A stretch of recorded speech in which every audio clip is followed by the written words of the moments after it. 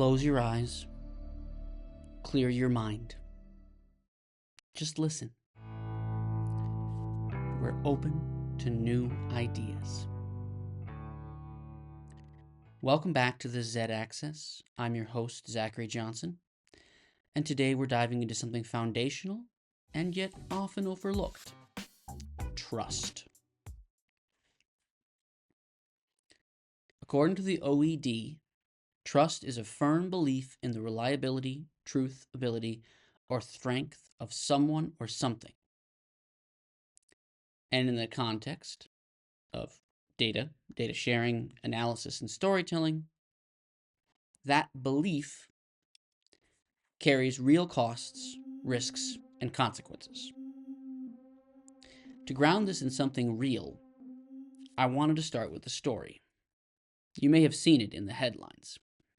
There's a link in the show notes to a New York Times article that breaks it down in full, but here's the quick version. JP Morgan paid $175 million to acquire a startup called Frank, which promised to streamline the student financial aid process. What they got instead, allegedly, was a house of cards. JP Morgan is now suing the founder, claiming the company lied about just about everything, and its customer base, its products, its data. Jamie Dimon even reportedly called it a huge mistake. And while I'm not here to litigate the case, it does set the stage perfectly for today's topic. But because JP Morgan didn't just get burned once, they got burned twice. First, allegedly by Frank, and second, by their own internal systems and teams who were supposed to detect that something was off. And that's where we enter the conversation about trust. Let's come back to the data storytelling. I define data storytelling as the use of storytelling techniques to communicate the truth as we know it from data in a way that drives action, retention, accuracy, and speed, all in the service of a shared goal. The short version? It's using data to persuade your team with integrity so they can make good choices. That's important because my framing assumes we're talking about internal conversations. Why? Because ideally, you and your colleagues are on the same team with shared incentives and success metrics and shared. External communications, that's sales, marketing, PR, that's different. Those conversations often have goals beyond simply helping the other person make the best decision. You want them to buy your beer, not just the best beer for them. So today's episode is about internal trust, how it works, where it breaks down, and what role data storytelling plays in that dynamic. So let's map out a spectrum of trust. On one end, there's total distrust, paranoia level stuff. You don't believe someone's name is their real name. You don't believe where they said they're from. You don't believe anything. Everything is a lie. Nothing is real. On the other end, there's total trust. Everything someone says is gospel. The sky is red today, and therefore the sky is red. Neither of these are particularly helpful, but that's the spectrum we want to run on. Obviously, most of us operate somewhere in the middle.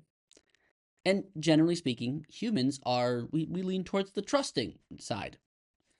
Evolution has sort of seen to that. I don't want to get exactly into it, why paranoid, crazy people have fewer children, but ostensibly there's less connection and there's fewer relationships and therefore fewer opportunities to have children. And we have over time, our society just bends towards trust. Okay. So let's kind of bring this into the workplace. You're a manager. One of your team members presents a data-backed recommendation. Let's assume they've crushed it with the data storytelling, so you're convinced. Now what? Well, there's kind of 4 options to take. You trust them and take their recommended action. Just do it. B, you trust them, but you double check the work. You might call that trust and verify. C, you're skeptical, so you review it, but with a bias towards finding something wrong. That's kind of out to prove it, check it, stress test it, negative prove it, sort of. D, you completely distrust it and assume it's all wrong and disregard it. Each of these options has its own implications. Option A is fast, efficient, and cost-free until you're wrong. Then the costs can be massive. They can be financial implications of being wrong, reputational implications of being wrong, personal reputations of being wrong. Oh my goodness gracious.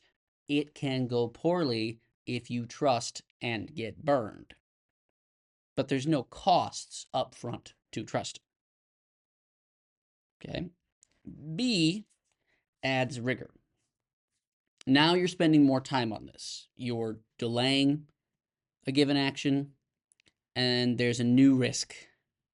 What if the way you check it is flawed or biased or introduces its own errors that are different from what was done the first time, which is super likely? So now you're treading water, spending time, spending people's time. People are being paid for that time. It is costly to verify. C is like B, but it's kind of driven by ego and territorialism. That makes it even costlier because now you're not going to do it, but you're spending time verifying why you're not going to do it. D, that's just pure dysfunction. You're not even in the game anymore. High-powered rejection. Now imagine that these sort of reactions, A, B, C, D, are playing out over thousands of decisions per year in your organization. Where is your organizational, shall we say, mode response? Is the mode response A, mode response B, mode response C, mode response D? How does it break down in your org? Okay, so of course, this all assumes the original presentation, the data story, was clear. What if it wasn't? Enter your dreaded options EFG. E, you don't understand the recommendation, so you assign it to someone else to validate it. F, you don't understand the recommendation, so you do nothing. G, you don't understand the recommendation, but you do what they say anyway? E is painful, expensive, demoralizing. F is cheaper in terms of its short-term tangible cost, but it goes nowhere since it has no upside. G is just irrational. Ugh. So what we're saying here is data storytelling comes in, and it's not just the decision itself, it's the table setting. It's what earns you the right to move into options A or B. So great data storytelling does more than just clarify, it frames risk. So when we say something like, we recommend shifting our email campaigns by 15 minutes. If it works, we gain $500. If it doesn't, we lose 10. Suddenly it's an obvious choice, and your trust level doesn't need to be like heroic to say, yeah, just with an A if you can, okay? Because it's low risk. Now, higher risk, maybe there is a level of needing to be verified, but the better we can get our stories into A, if they deserve it, is where we want to be. Okay, now back to JP Morgan. Imagine how this acquisition unfolded. Again, this is a very high level understanding. You have some M&A analysts that do surface level research. They saw some promising metrics, and they get their data story together to say, which companies are on the block. And they have decision one. This is, do they wish to pursue Frank? And it's likely going to be somewhere in the option A. There's no real reason to truly scrutinize their decision. So we get into number 2. They have to talk to Frank and they request private data. This is more review. So this is decision 2. Now that you've seen the private data, and you would think it's going to be option A or maybe B. Okay, it's going to take some rigor on that. That's their own data. Then comes in the final buy-in at 175 million. Now you think that's the peak option B. Full diligence, no assumptions. But maybe it wasn't. Maybe there was some bias, some storytelling that got too persuasive without the rigor behind it. That's what the risk of trust without challenge, and of challenge without clarity. Would better data storytelling have saved them? We can't know. But it could have raised more questions, surfaced more risk, forced more scrutiny. And I bet JP Morgan's internal trust systems are under heavy review right now. That's the price of being burned. So they're going out there and they're looking at their systems and they're adding rigor, which slows things down, can involve adding more bias. There's a lot of issues with it. But that's what happens when you've been burned, right? Think it through. In next episode, we'll be talking about external trust. Trust is a powerful force. And in the world of data storytelling, it's both your biggest asset and your riskiest assumption. Thanks for listening to the Z-Axis. I'm Zachary Johnson. Please follow me here on YouTube.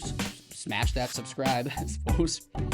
You can email me at zjjohnsonllc@gmail.com. Follow me on LinkedIn. Notes and links are in the description.